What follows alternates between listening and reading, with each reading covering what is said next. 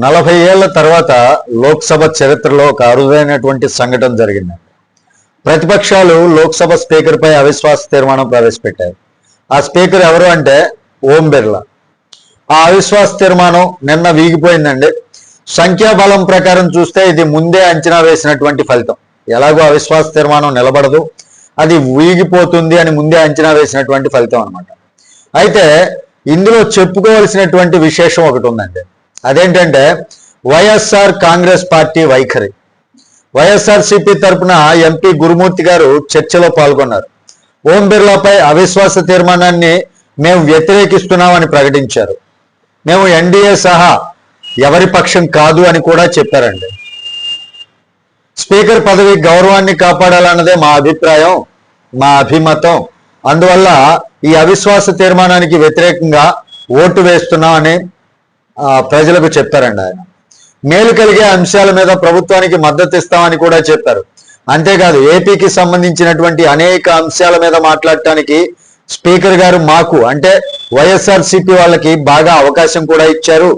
So ఈ కారణాలన్నిటి వల్ల మేము ప్రతిపక్షాలు ప్రవేశపెట్టినటువంటి అవిశ్వాస తీర్మానాన్ని వ్యతిరేకిస్తున్నాం అని చెప్పడం జరిగింది. ఇక్కడి వరకు చూస్తే ఇది ఒక సాధారణ రాజకీయ ప్రకటనలా కనిపించవచ్చు. కానీ రాజకీయ విశ్లేషకులు ఇక్కడ ఒక ముఖ్యమైనటువంటి ప్రశ్న అడుగుతున్నటువంటిది ఏంటంటే వైఎస్ఆర్సీపీ వ్యతిరేకించినా వ్యతిరేకించకపోయినా ఈ అవిశ్వాస తీర్మానం నెగ్గేటటువంటి అవకాశం అస్సలు లేదు. అంటే వైఎస్ఆర్సీపీ ఓటింగ్తో కావచ్చు, వాళ్ళ అభిమతంతో కావచ్చు, పనే లేదు.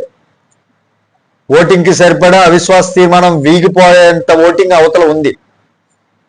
వీళ్ళు వ్యతిరేకించకపోయినా నెగ్గే అవిశ్వాస తీర్మానం నెగ్గేటటువంటి ప్రసక్తే లేదనమాట. ఇక నెంబర్స్ బట్టి చూస్తే అది ముందే స్పష్టంగా ఉంది కదా.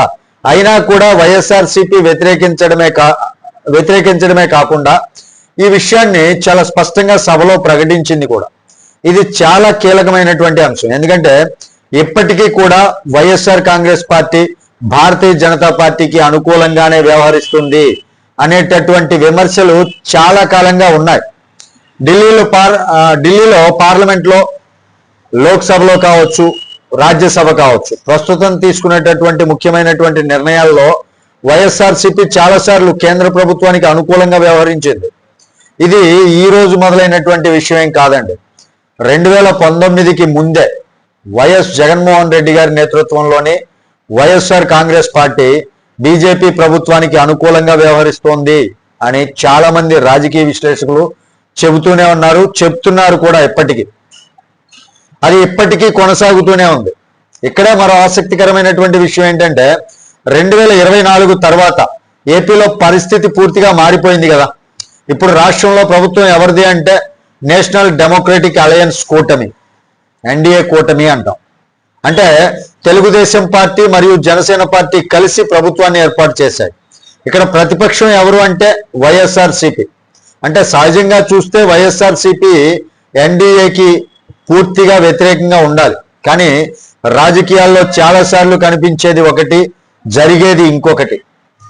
ఏపీలో ఎన్డీఏకి వ్యతిరేకం, కానీ ఢిల్లీలో మాత్రం కేంద్ర ప్రభుత్వానికి అనుకూలం. ఇది చాలా మందికి ఆశ్చర్యం కలిగించేటటువంటి రాజకీయ సమీకరణం అని చెప్పుకోవచ్చు అండి.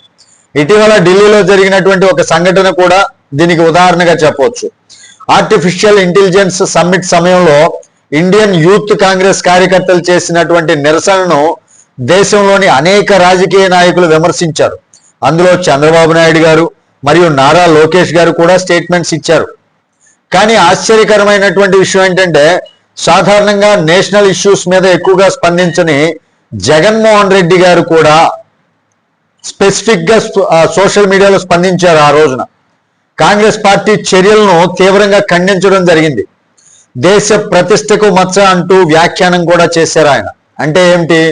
బీజేపీకి దగ్గరైనటువంటి అంశాల్లో వైఎస్ఆర్సీపీ చాలా జాగ్రత్తగా స్పందిస్తుంది అని చెప్పొచ్చు, లేదా స్టేట్మెంట్స్ ఇవ్వటం కావచ్చు. కేంద్ర రాజకీయాల్లో వైఎస్ఆర్సీపీ తరచుగా బీజేపీ వైఖరికి దగ్గరగా కనిపిస్తోంది. ఇక్కడే రాజకీయ విశ్లేషకులు ఒక మాట చెప్తున్నారండి.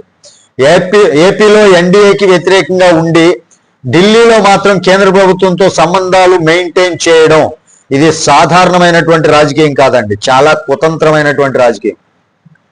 చాలా మంది దీన్ని జగన్మోహన్ రెడ్డి గారి రాజకీయ చాణక్యం, రాజకీయ చాతుర్యం, రాజకీయ చతురత అని కూడా అంటున్నారు. అంటే ఒక రాష్ట్రంలో ప్రతిపక్షంగా ఉండి కేంద్రంలో సంబంధాలు చెడగొట్టుకోకుండా ముందుకు సాగటం, అది కూడా 2024 తర్వాత పరిస్థితుల్లో. ఇది ఒక రాజకీయ వ్యూహమా, లేదా ఆయన కేసుల పైన బీజేపీ సానుకూలంగా అంటే వ్యతిరేకంగా ఉండకుండా, వ్యతిరేకమైనటువంటి ఆర్డర్స్ ఇవ్వకుండా కేంద్రం నుంచి ఇది ఒక వ్యూహమా, లేదా భవిష్యత్ రాజకీయాల కోసం వేసినటువంటి బలమైనటువంటి ప్లాన్? ఈ ప్రశ్నకు సమాధానం మాత్రం రాబోయే రోజుల్లోనే తెలుస్తుందండి. కానీ మీ అభిప్రాయం ఏంటి ఈ ప్రశ్నలన్నిటిపైన అనేది ఏదైనా సరే కామెంట్ రూపంలో తెలియజేయండి. వీడియో నచ్చితే లైక్ చేయండి, ఛానల్కి సబ్స్క్రైబ్ చేసుకున్నాను కొంచెం సపోర్ట్ చేయండి. తిరిగి నెక్స్ట్ అనాలిసిస్తో మీ ముందుకు వస్తాను. అప్పటి వరకు సెలవు.